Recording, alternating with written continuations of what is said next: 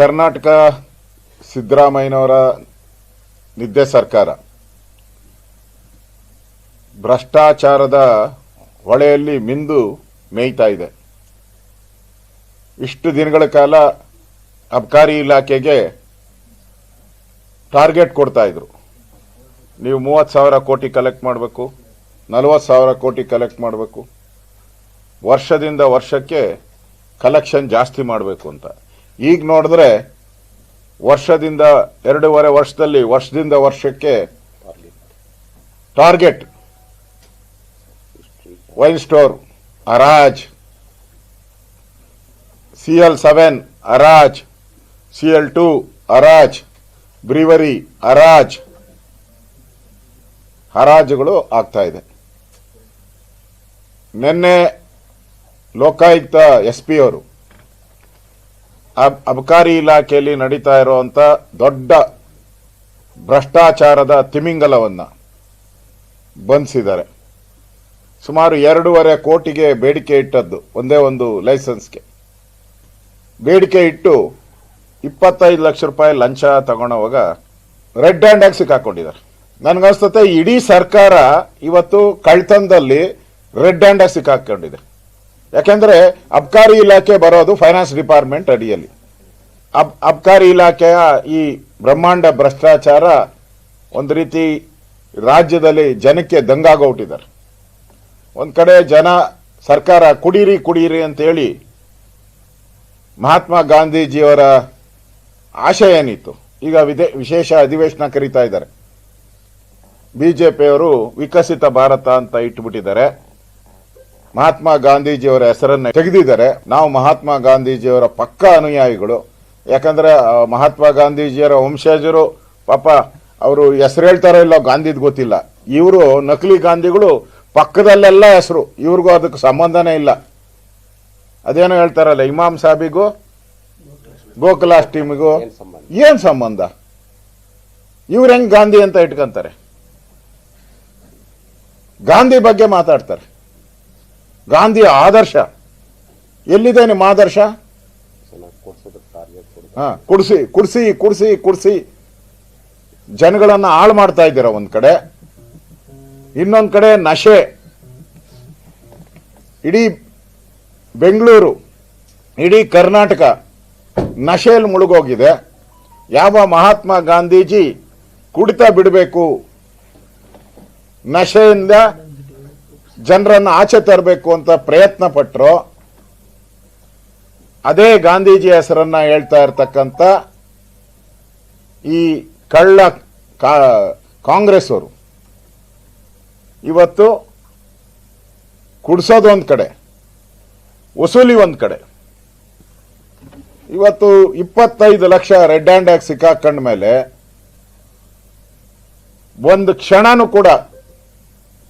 ಕ್ಷಣನೂ ಕೂಡ ತಿಮ್ಮಾಪುರೆ ಅವರು ಅಬಕಾರಿ ಮಂತ್ರಿ ಅಧಿಕಾರದಲ್ಲಿ ಇರಬಾರದು, ರಾಜೀನಾಮೆ ಕೊಡಬೇಕು. ಅವ್ರು ರಾಜೀನಾಮೆ ಪಡೆದಿಲ್ಲ ಅಂದ್ರೆ ಇದರ ಪಾಲು ಮುಖ್ಯಮಂತ್ರಿಗೆ 80% ಹೋಗ್ತೈತೆ ಅಂತ ನಾವು ತಿಳ್ಕೊಂಡಿದ್ದೀರಿ. 80% ಹೋಗ್ತೈತೆ ಅಂತ ನಾವು ಇದರ ವಿರುದ್ಧ ಹೋರಾಟವನ್ನ ಮಾಡಿದಿರಿ. ಈಗ ನಿನ್ನೆನೂ ಕೂಡ ಬಳ್ಳಾರಿಯಲ್ಲಿ ಕಾನೂನು ಸುವ್ಯವಸ್ಥೆಗೆ ಮಾಡಿ ಬಂದಿದ್ದೀರಿ.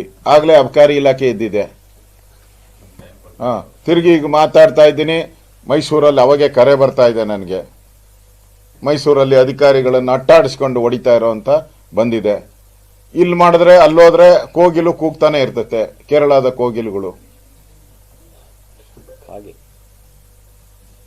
ಇಲ್ಲಿನ ಕಾಗೆಗಳು ಬಾಯ್ ಬಿಡ್ಕಂತಾವ್ರೆ. ನಾವು ನಿರಂತರವಾಗಿ ಬಿಜೆಪಿ ಹೋರಾಟವನ್ನ ಮಾಡುತ್ತೆ.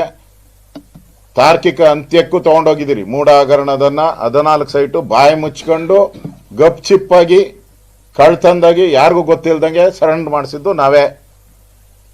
5,000 ಕೋಟಿ ಗೃಹಲಕ್ಷ್ಮಿ ಹಣ ಯಾರು ಹುಡುಕಿದ್ದು?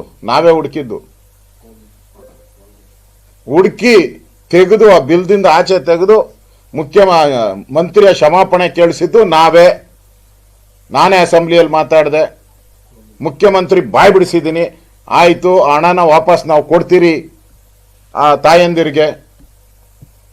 5,000 ಕೋಟಿ 1.5 ಕೋಟಿ ಜನದ್ದು 1.5 ಕೋಟಿ ಜನಕ್ಕೆ ಸೇರ್ಬೇಕಾಯ್ತು ಹಣ ವಸೂಲಿ ಮಾಡಿಕೊಟ್ರಲ್ಲ, ಅದು ಬಿಜೆಪಿನೇ ಮಾಡಿದ್ದು. ವಾಲ್ಮೀಕಿ ಹಗರಣದಲ್ಲಿ 180 ಕೋಟಿ ವಸೂಲಿ ಮಾಡಿದಿರಲ್ಲ ವಾಪಸ್ಸು. ಪದೇ ಪದೇ ಸಿಎಂ ಅವರು 60 ಕೋಟಿ ವಸೂಲಿ ಮಾಡಿದೆ, 90 ಕೋಟಿ ವಸೂಲಿ ಮಾಡಿದೆ, 100 ಕೋಟಿ ಹೇಳ್ತಾನೆ ಇದಾರಲ್ಲ. ವಸೂಲಿ ಮಾಡಿಸಿದ್ಯಾರು? ಇದೇ ಬಿಜೆಪಿ. ನಾವೇ ಹೋಗಿದ್ರಿ ಅವ್ರ ಮನೆಗೆ ಹೋಗಿ, ಸತ್ತವ್ರ ಮನೆಗೆ ಹೋಗಿ ಸಾಂತ್ವನ ಹೇಳಿ ದಾಖಲೆಗಳು ತಂದವರು ನಾವೇ, ರಾಜೀನಾಮೆ ಕೊಡಿಸಿದವರು ನಾವೇ.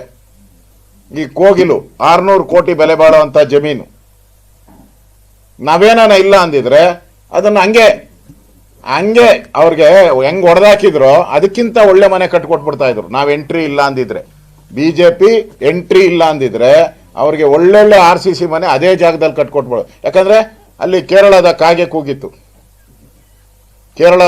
ಕೂಗಿತ್ತು, ಡೆಲ್ಲಿಯಲ್ಲಿ ಒಂದು ಕಾಗೆ ಐತೆ ಅದೊಂದು ಕೂಗಿತ್ತು.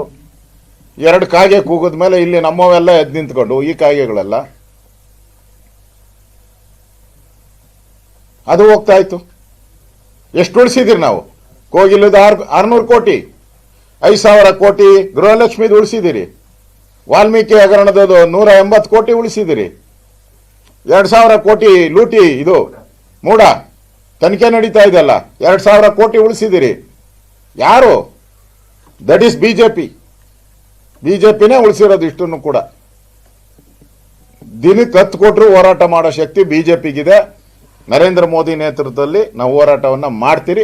ಇದನ್ನು ಕೂಡ ಒಂದು ಅಂತ್ಯಕ್ಕೆ ತೆಗೆದುಕೊಂಡು ಹೋಗ್ತೀರಿ. ಈಗ ಅಧಿವೇಶನ ನಡೀತಾ ಇದೆ.